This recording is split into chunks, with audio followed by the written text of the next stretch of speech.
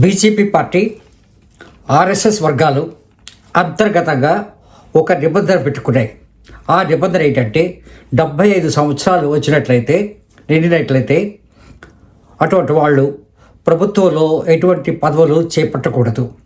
అంతేకాకుండా పార్లమెంటు ఎలక్షన్స్లో కానీ అసెంబ్లీ ఎలక్షన్స్లో కానీ వాళ్ళకి టిక్కెట్లు మంజూరు చేయబడవు. అటువంటి వాళ్ళు 75 సంవత్సరాలు అటువంటి వాళ్ళు ఎటువంటి గవర్నమెంట్ పదవులకి పోటీ చేయడానికి అనర్హులు అని చెప్పి ఒక నిబంధన బీజేపీ పార్టీ పెట్టుకుంది అని చెప్పి ఒక వార్త. ఈ 75 సంవత్సరాల వయసు వాళ్ళు పదవులకు దూరంగా ఉండాలి అన్నది ఆ పార్టీ వాళ్ళ స్వీయ నిబంధన. అయితే ఈ స్వీయ నిబంధనతో ముడిపడి మనకి చాలా ఎగ్జాంపుల్స్ కూడా ఉన్నాయి. అప్పటి గుజరాత్ ముఖ్యమంత్రి రాజకీయ కురువృద్ధురాలు ఆనందీబెన్ పటేల్ ముఖ్యమంత్రి పదవికి తనకి 70 సంవత్సరాలు రాగానే 2016లో రాజీనామా చేశారు గుజరాత్ ముఖ్యమంత్రిగా. సో ఈ విధంగా మనం చూసుకున్నట్లయితే 2014లో నరేంద్ర మోదీ నాయకత్వంలో బీజేపీ కేంద్ర ప్రభుత్వ బాధ్యతలు చేపట్టినప్పుడు అప్పుడు బీజేపీ రాజకీయ కురువృద్ధుడు, అలాగే బీజేపీని అధికార పంథాకి అధికారాన్ని పరిచయం చేసిన వ్యక్తి, ఆ రోజుల్లో అతుల్ బిహారీ వాజ్పేయి లాంటి ఉద్దండుడు ప్రైమ్ మినిస్టర్ అవడానికి మూల స్తంభం చెప్పాలి అని అంటే బీజేపీకి జవజీవాలు తీసుకొచ్చి చైతన్యపరిచిన వ్యక్తి అప్పటి శ్రీ లాల్ కృష్ణ అద్వానీ. శ్రీ లాల్ కృష్ణ అద్వానీ వయస్సు 2014 నాటికి 87 సంవత్సరాలు. శ్రీ ఎల్కే అద్వానీ గారు 8th నవంబర్ 1927లో పుట్టారు. సో ఆయన్ని 75 సంవత్సరాలు వయస్సుని దృష్టిలో పెట్టుకొని ఆయన్ని ప్రధానమంత్రి పదవికి అనర్హులు అని చెప్పి ఆ రోజుల్లో తీర్మానం చేసి ఆయన పక్కన పెట్టి నరేంద్ర మోడీ గారిని ప్రధానమంత్రిగా ఎన్నుకోవడం జరిగింది. ఒక విధంగా చెప్పాలంటే అద్వానీ గారు ఆయన చేసిన త్యాగం, అసలు ముఖ్యంగా ఎల్కే అద్వానీ గారు ఏమనుకున్నారంటే పార్టీని ఈ పంథాలకు తీసుకొచ్చి ఈరోజు బీజేపీ అధికారంకి వచ్చింది అని అంటే ఆ రోజుల్లో నేను చేసిన కష్టం కాబట్టి నన్ను కనీసం ప్రధానమంత్రి కాకపోయినా నన్ను గౌరవించి, నా వయసును గౌరవించి, నా వర్క్ని గౌరవించి, పార్టీ కోసం నేను చేసిన త్యాగాలను గౌరవించి నన్ను కనీసం రాష్ట్రపతిగా ఎన్నుకుంటారేమో అని చెప్పి ఆయన ఆశించారు. కానీ అప్పటికి 2017లో రాష్ట్రపతి ఎన్నిక జరిగేసరికల్లా ఆయన వయసు 90 సంవత్సరాలు. సో 90 సంవత్సరాలు ఉన్నారని చెప్పి ఆయన పక్కన పెట్టి 72 సంవత్సరాల వయసున్న శ్రీ రామ్నాథ్ కోవింద్ గారిని రాష్ట్రపతిగా ఎన్నుకోవడం జరిగింది. అదేవిధంగా ఈ 75 సంవత్సరాలు రూల్ ప్రకారంగా మురళీ మనోహర్ జోషి, ఆ రోజుల్లో వాళ్ళంతా ఉద్దండులు, పార్టీకి అటు ప్రభుత్వానికి జవజీవాలు తీసుకొచ్చిన వాళ్ళు, సుమిత్రా మహాజన్, యశ్వంత్ సిన్హా, వీళ్ళందరినీ కూడా ఈ 70 సంవత్సరాల నిబంధనతో పక్కన పెట్టి అధికారానికి దూరం చేశారు. ఇప్పుడు శ్రీ నరేంద్ర మోడీ గారి వంతు వచ్చింది. ఆయనకి ఈ 2025 సెప్టెంబర్ 17కి వయసు 75 సంవత్సరాలు. మనం శ్రీ నరేంద్ర మోడీ గారి తాలూకా ఒకసారి చూసుకున్నట్లయితే అప్పటి బాంబే రాష్ట్రంలో మొహసనా జిల్లా, అది ఆ రోజుల్లో it was in Bombay state during those days. ఇది ఇప్పుడు గుజరాత్లో ఉంది. వద్నగర్ గ్రామంలో 17 సెప్టెంబర్ 1950లో జన్మించారు.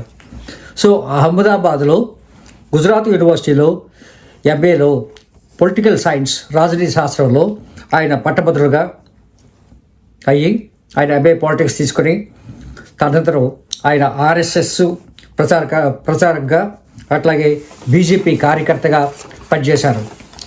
2002 నుంచి 2014 వరకు గుజరాత్ ముఖ్యమంత్రిగా, 2014 నుండి ఈ 2029 వరకు ఆయన ప్రధానమంత్రిగా అన్నది ఇప్పుడు మనకు కనిపిస్తుంది. అయితే శ్రీ నరేంద్ర మోడీ గారు ఎంత గట్టి వ్యక్తి అంటే ఆయన చుట్టూ ఒక రింగ్ ఆఫ్ పవర్ని ఏర్పాటు చేసుకున్నారు. ఆ రింగ్ ఆఫ్ పవరు తనదైన శైలితో పటిష్టమైన దుర్భేద్యమైన రాజకీయ అధికార వలయం తన కోసం చుట్టూ ఆ అధికార వలయాన్ని ఏర్పరచుకున్నారు. ఆ రాజకీయ అధికార వలయం ఎంత పటిష్టంగా ఉంటుందంటే ఆ వలయాన్ని ఛేదించడానికి లేదా ముట్టుకోవడానికి ఎవరైనా ట్రై చేసినా సరే it's like A electric live wire, electric transformer లాంటిది. అంత పవర్ఫుల్గా అమిత్ షా ఇటు నరేంద్ర మోడీ గారు కలిసి ఈ అధికార వలయాన్ని తయారు చేశారు. ఇప్పుడు తనకు తానుగా ఒక డిసిప్లైన్డ్ ఆర్ఎస్ఎస్ బీజేపీ కార్యకర్తగా 75 సంవత్సరాల కారణంగా 17 సెప్టెంబర్ 2025ని మనం ఆనందబెన్ పటేల్ ఆవిడకి 75 రాగానే ఆవిడ రిజైన్ చేశారు కాబట్టి ఆ విధంగా ఆయన బేషరతుగా రాజీనామా చేయాల్సిన పరిస్థితి ఉంది. అయితే ఆయన రాజీనామా చేస్తారా అన్నది ఒక ప్రశ్న.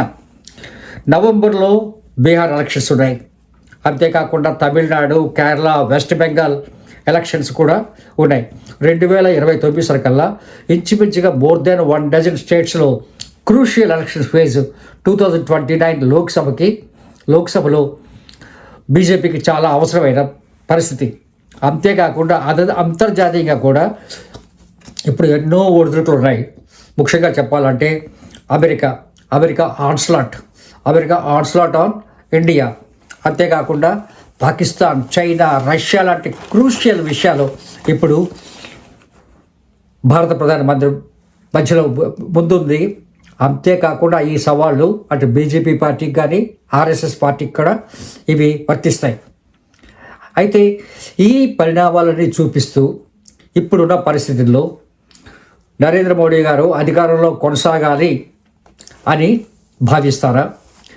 అయితే గీతే నరేంద్ర మోడీ గారిని కొత్త స్థానంలో కొత్త ప్రధానమంత్రి ఎన్నిక కావాల్సి వస్తే ప్రధానమంత్రి అభ్యర్థిగా ఎవరికి అవకాశాలు ఉన్నాయన్నది ఇక్కడ మనం తెలుసుకోవాల్సిన విషయం. ప్రస్తుత జాతీయ అంతర్జాతీయ సంక్లిష్ట పరిస్థితుల్లో వస్తున్న రాష్ట్ర ఎన్నికలతో ఎదుర్కొని బీజేపీని నడిపించే ప్రధానమంత్రి, ఎస్పెషలీ ఇప్పుడున్న సంకీర్ణ ప్రభుత్వం, ఈ సంకీర్ణ ప్రభుత్వంలో మిత్రపక్షాలకి ఆమోదంగా ఉండాలి, మిత్రపక్షాలని కలుపుకుని వెళ్ళాలి. అటువంటి వ్యక్తి ఎవరున్నారు? అంతేకాకుండా అన్ని మతాలకి ఎలక్షన్స్కి ఆమోదయోగ్యమైన వ్యక్తి కావాలి. సో ఎవరు? ఇప్పుడు ఒకవేళ ప్రధానమంత్రిగా నరేంద్ర మోడీ గారు వెదగనట్లయితే వచ్చే ప్రధానమంత్రి ఎలా ఉండాలి అంటే ఎలక్షన్స్లో బీజేపీని మళ్ళీ అధికారంలోకి తీసుకొచ్చే వ్యక్తి అయి ఉండాలి. సాధారణంగా ఇప్పుడు నెంబర్ 2 స్టేజ్లో ఉండి యాక్చువల్గా ప్రభుత్వాన్ని రన్ చేస్తుంది అమిత్ షా అనేది చాలామంది అభిప్రాయం. సో ఒకవేళ అమిత్ షా గారి అవకాశాలు అలా ఉన్నాయి చూస్తే ఆయన ఆల్రెడీ నరేంద్ర మోడీ గారిని తప్పుకోగానే నేను కూడా రాజకీయ సన్యాసం తీసుకుంటాను, నేను రాజకీయాల నుంచి వైదొలగాలనుకుంటున్నాను, నా శాశ్వత జీవితాన్ని నేను అటు వ్యవసాయంలోని అటు యోగా, ధ్యానం ఇటువంటి విషయాల్లో స్పెండ్ చేయాలనుకుంటున్నాను అని చెప్పి ఆయన ఆల్రెడీ లాస్ట్ మంత్ ఒక అనౌన్స్మెంట్ చేసేసారు. కాబట్టి అమిత్ షా గారి తాలూకా అవకాశాలు ఏంటి? ఒకవేళ ఆయన ఒప్పించినట్లయితే ఆయన వచ్చే అవకాశం ఉందా? ఎందుకంటే ఆయన 61 ఇయర్స్ ఏజ్లో ఆయన ఉన్నారు కాబట్టి ఆయనకి అవకాశాలు బెడ్డుగా ఉన్నాయి. కానీ ఆల్రెడీ అమిత్ షా గారు చేసిన స్టేట్మెంట్, నేను రాజకీయాల నుంచి వెదలుగుతాను నరేంద్ర మోడీ గారు వెళ్ళిన వెంటనే ఆయన చెప్పినది is it a tactful move or a real statement అన్నది టైమ్ హ్యాస్ టు డిసైడ్. ఇంకా అది కాకుండా మనకి సీనియర్ మోస్ట్ పొలిటీషియన్స్ చూసుకున్నట్లయితే రాజ్నాథ్ సింగ్ ఇప్పుడు డిఫెన్స్ మినిస్టర్, తర్వాత ఈ బోర్డర్ విషయాలు వీటిలో ఆయన చాలా కీలకమైన పాత్ర. ఇప్పుడు army, military, our defence system is acting very actively ఈ జమ్మూ అండ్ కాశ్మీర్, పాకిస్తాన్ ఏరియా, అటు అరుణాచల్ ప్రదేశ్ ఆ ప్రాంతాలు, ఇటు చైనా, ఇట్లాగా ఈ ప్రాంతాల్లో. కాబట్టి ఈ పరిస్థితుల్లో ఆయన అవకాశాలు చూస్తే ఆయన ఆల్రెడీ ఇప్పుడు 74కి వచ్చారు. ఆయన ఇంచుమించుగా 2026 జూలై సరికల్లా ఆయనకి 75 సంవత్సరాలు. కాబట్టి అతన్ని మనం రూల్ అవుట్ చేయొచ్చు, ఆయనకి అవకాశం లేకపోవచ్చు. ఇదే 70 సంవత్సరాలు కానీ మనం తీసుకున్నట్లయితే. అట్లాగే ఒక 1 year బ్యాక్ ఏంటంటే ఎస్ జయశంకర్ గారు, ఇప్పటి విదేశాంగ మంత్రి, ప్రైమ్ మినిస్టర్ అవుతారు అని చెప్పి ఒక టాక్ వచ్చింది. అతని వయసు కూడా ఇప్పుడు 71 సంవత్సరాలు. సో నెక్స్ట్ చాలా మోస్ట్ ఇంపార్టెంట్ వ్యక్తి. అట్లాగే ఆయన కూడా రాజకీయంగా మంచి పటిష్టమైన వ్యక్తి, పార్టీలోని అటు ఆర్ఎస్ఎస్ వర్గాలకి చాలా కావాల్సిన వ్యక్తి. సో ఆయన శ్రీ నితిన్ గడ్కరీ. సో నితిన్ గడ్కరీకి అవకాశాలు ఉన్నాయి, కానీ ఆయన ఆరోగ్యం పట్ల కొన్ని అనుమానాలు కూడా ఉన్నాయి. సో అంతేకాకుండా గడ్కరీ అందరూ వాడు కూడా అన్ని రాజకీయ పార్టీలు ఆయన ఆమోదిస్తాయి. సో గడ్కరీకి ఒక ఛాన్స్ ఉంది. ఇప్పుడు చూసుకున్నట్లయితే ప్రముఖంగా వినిపిస్తుంది, నెక్స్ట్ వరుసలో మనకు కనిపిస్తుంది ఉత్తరప్రదేశ్ ముఖ్యమంత్రి యోగి ఆదిత్యనాథ్ గారు. సో యోగి ఆదిత్యనాథ్ గారు 5th June 1972, 53 సంవత్సరాలు. ఆయన పుట్టింది 5th June 1972. ఇప్పుడు ఆయన వయసు 53 సంవత్సరాలు నిండింది. సో ఈ కోవలో ఆలోచిస్తే చాలా పిన్న వయస్కుడు కూడా. ఒకవేళ మనం ఇటు నితిన్ గడ్కరీ గారి లేదు అని అంటే అటు అమిత్ షా గారిని చూసుకున్నట్లయితే ఇక్కడ యోగి ఆదిత్యనాథ్ చాలా చిన్నవాడు. సో మిత్రపక్ష వాళ్ళకి ఆయన్ని ఎంతవరకు ఆమోదిస్తాయి అన్నది చాలా సందేహం. దానికి కారణం ఏంటంటే యోగి ఆదిత్యనాథ్ వస్త్రధారణ కానీ ఆచార వ్యవహారాలు కానీ ఆయన ఒక జగమొడ్డి. సో ఇట్లా అంతేకాక హిందుత్వవాది. భారతదేశంలో విభిన్న మతాలు యోగి ఆదిత్యనాథ్ని అంగీకరిస్తాయా అంటే అడ్మినిస్ట్రేషన్ వరకు ఓకే, కానీ పొలిటికల్గా ఎలక్షన్స్ చూసుకున్నట్లయితే all social sectors will accept him or not is most doubtful. ఇంకా ఏదైనా మనం ఆలోచించినట్లయితే లేదంటే ఆర్ఎస్ఎస్ బీజేపీ వాళ్ళు ఎవ్వరూ ఊహించినట్లుగా ఎవరైనా కొత్త వ్యక్తిని ప్రధానమంత్రి రైస్లోకి తీసుకువస్తారా అన్నది కూడా ఒక అనుమానం ఉంది మనకి. అంతేకాకుండా అన్నిటికంటే చాలా ముఖ్యమైంది, అంతేకాకుండా చాలా కొసమెరుపు ఏంటంటే అసలు నరేంద్ర మోడీ ప్రధానమంత్రిగా ఎవరికైనా అవకాశం ఇస్తారా, లేదంటే కొసమెరుపుగా తానే ప్రధానమంత్రిగా కొనసాగే అవకాశాలు ఉన్నాయా అన్నది మనకి ఒక్క నెలలో పూర్తిగా అన్ని విషయాల మీద కూడా ఒక క్లారిటీ వస్తుంది. సో నెక్స్ట్ ప్రధానమంత్రి ఎవరు అన్నది ఒక ప్రశ్నగా మిగులుతుంది. ఈ ప్రశ్న జవాబు చెప్పాలంటే మనం September 17th వరకు వెయిట్ చేయాల్సిన పరిస్థితి ఉంది. Thank you very much. All the best.